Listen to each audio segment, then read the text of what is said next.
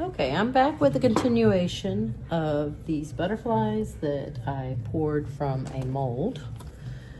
It was actually a candy mold. I used mica powder on the inside, filled it with resin, and then I actually took some of them and colored them with my acrylic pens. And some of them I left natural, and then I coated them with UV resin. I used my Let's Resin lamp, which is very versatile. You can use it without a cord or with a cord, and I just love it. It's my favorite lamp. So I coated the butterflies with a coat of resin to give it a little bit of a shine. I colored these, in which I will do something with them later.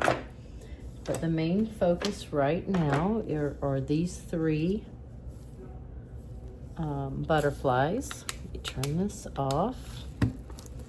Okay. So these three butterflies, I plan on using a chain, and I'm deciding, here, I'm gonna take my glove off. I used it for when I was putting on my resin. I'm deciding if I want to use the teal, yellow. I bought these off of Amazon. I thought these were cute spring colors. They're chains. I had said that I'd wanted some chains. And I've got dark blue, teal, pink, and purple. So I think after looking at these colors, I'm gonna go with yellow. I don't know, you can tell me what you think. I can try another set with maybe a different color. I'm gonna go with the yellow. And so I have to decide now how I want to attach it. I wanna make it like it's a sun catcher of sorts, and it's gonna hang.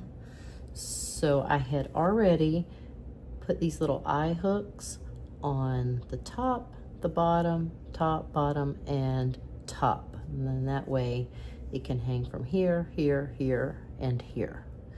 Now I could add another hook here and put some smaller butterflies, which I have here, but probably not.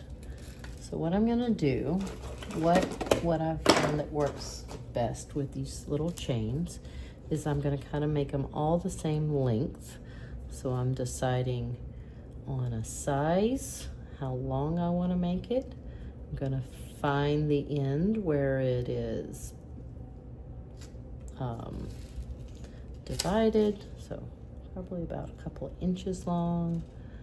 I'm gonna find the divided part. I'm gonna use my other pliers to kind of hold it and pull it apart. So there's one. Then I'm going to kind of just measure them out. I'm going to pick up another one, make it about the same length between all of the butterflies. So when they hang, they'll hang kind of at about probably 2 feet total. So there's my second one. I'm going to leave them open because I want to be able to close them up, and then I need to make a third. So I'm planning on 1, 2, and 3. So here, I'm finding the opening, opening them up.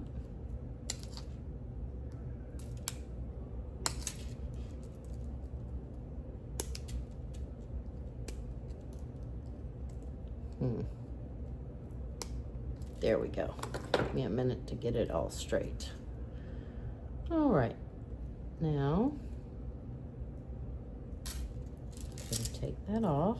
That's going to be part of it.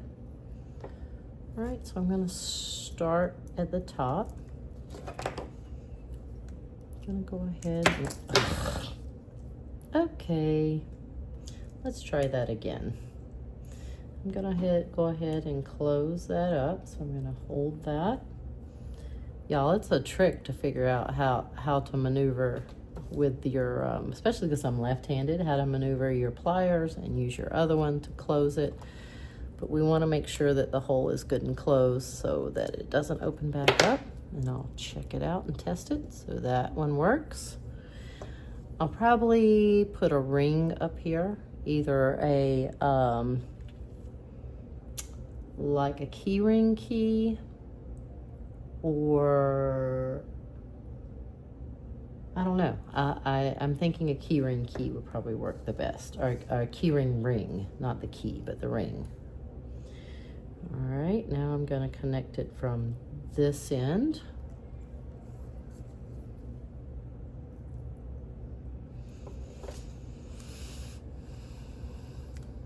I know it's kind of tedious and boring, but some people may want to see exactly what all goes into these and like, why do you charge so much? Well, look how much time it takes. In real time, when it's not sped up, like literally, it's a lot.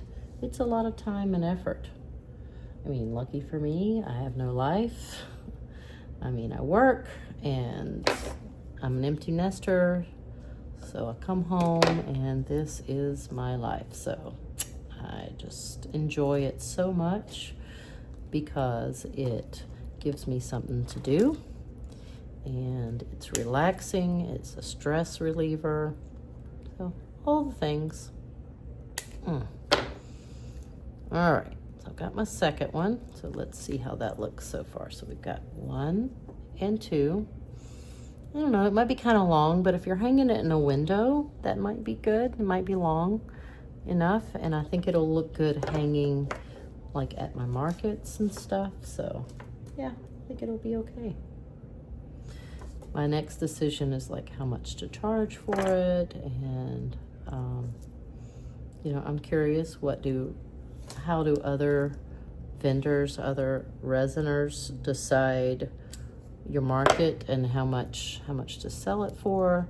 Like, yes, I know you've got to cost out how much it costs for the resin and the materials, but I'm still kind of at a loss with like exactly how much do I charge like profit. I tend to do 3 times of what the resin costs. So if it's 33 cents an ounce, which is about average for what I end up paying for resin, between 27 and 36 cents an ounce. I weigh it out and then I factor in the other cost of the mica powder or the ink or the materials. Like, I had to buy this, I had to purchase this off Amazon, plus my time and effort. So I tend to do about triple what the resin cost, because then you've got your time, your effort, and your overhead and your other items. So this is a fairly long one. I mean, I like it that way, I think. It's fairly long though. I'm not sure about the ring, like what color I want to use for that ring. I know I've got yellow. I've actually got some, I think I have a yellow ring that I used for a keychain set that I have. I'm gonna go back and look at that, because then I'm gonna actually put the keychain ring on there, but it'll be something. Anyway, there's that. All right, well, thank you for watching.